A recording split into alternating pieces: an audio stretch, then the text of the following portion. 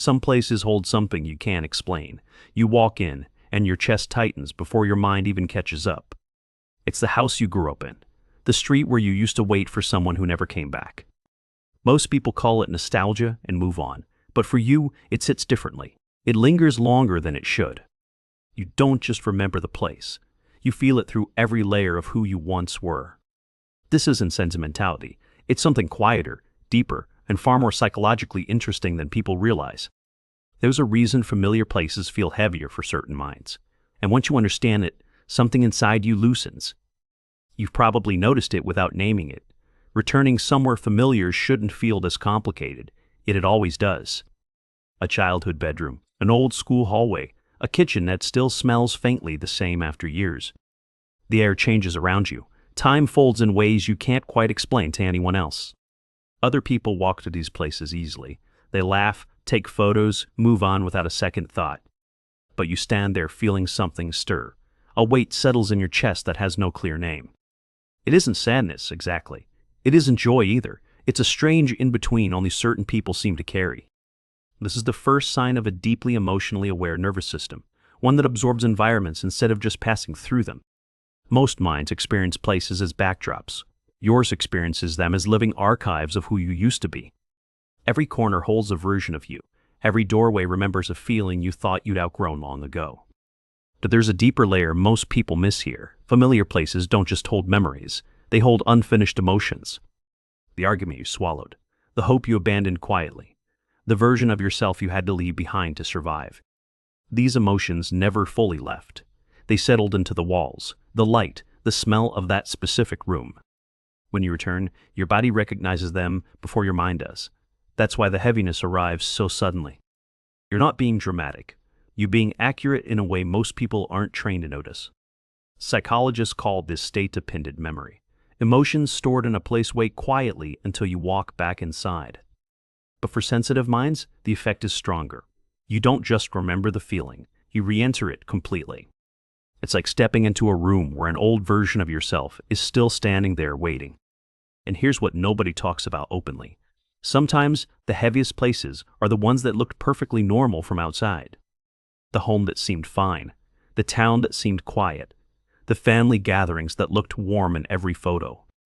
You were the one who felt the undercurrent, the tension nobody named, the silence everyone agreed to ignore. Now when you return, that silence speaks louder, because your awareness has grown sharper with every passing year. You hear what wasn't said back then. You feel what nobody allowed themselves to feel out loud. Imagine walking into your childhood kitchen after years away. The light hits the counter exactly like it used to. For a second, you're 8 years old again, listening for footsteps, reading the mood, waiting to know if it's safe. Your adult mind knows nothing is wrong now, but your body remembers a different chapter entirely. This is the strange part of being deeply aware. Your nervous system keeps records your conscious mind has forgotten. And familiar places press play on those records without warning. One step inside and the whole song returns. This is when you start to understand yourself differently. You aren't haunted by places, you're informed by them. Each heavy room is teaching you something about who you were, and quietly, about who you've become since. If you've been recognizing yourself in any of this, take a moment. Drop a comment below with the place that feels heaviest to you. You don't have to explain it perfectly. Sometimes just naming it is the first step toward understanding. I read these comments carefully, because the people watching this channel notice things most others walk right past. Now let's go deeper into why this heaviness lingers, because understanding it changes how you carry it forever. Familiar places feel heavier because they hold parallel timelines. The life you lived and the life you almost lived there. You see the version of yourself who stayed quiet, the version who wanted more but didn't know how yet. You see the dreams that started in that bedroom. Some came true, and some you let go of silently. That grief has no funeral. No one acknowledges the lost versions of yourself, so they wait inside familiar walls. This is why returning feels like meeting ghosts of yourself. Not scary ghosts, just younger ones asking quiet questions. There's also something else happening on a sensory level.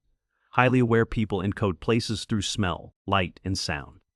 A specific shade of afternoon sun, the hum of an old refrigerator, the creak of a floorboard you forgot existed. These details bypass logic entirely.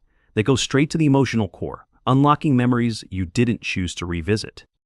Most people don't notice these triggers, but your mind has always been wired to pick up the fine details.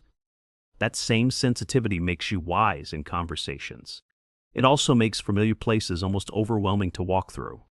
And here's the painful insight few people share openly.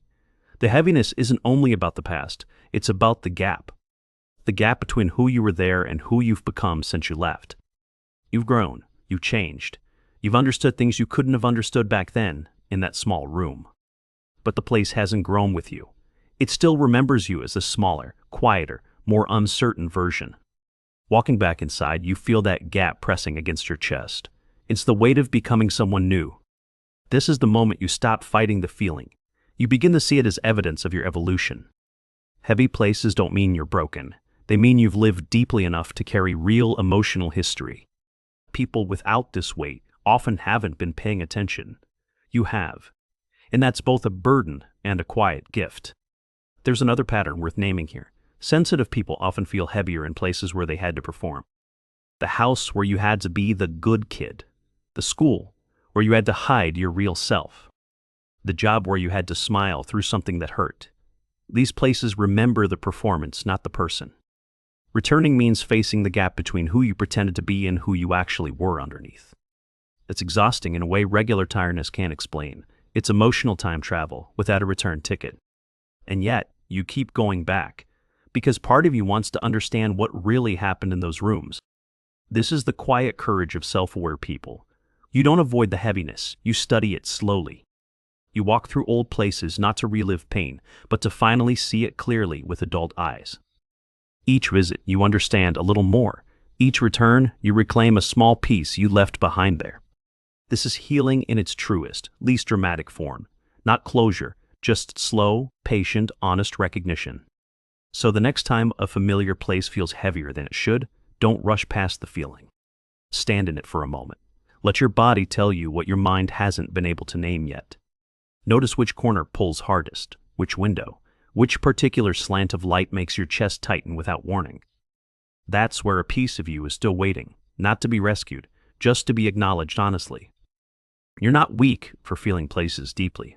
You're someone whose inner world is always run richer than most. The heaviness is proof that you lived there fully, even when no one around you noticed how much you were absorbing.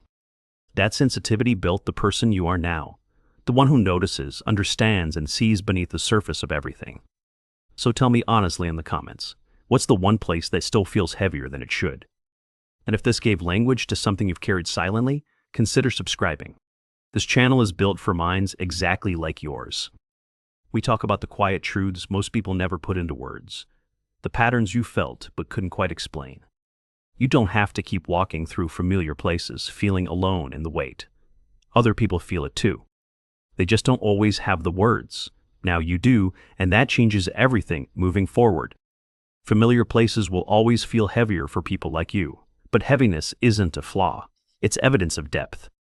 You were never too sensitive. You were just paying attention in rooms where everyone else had stopped listening.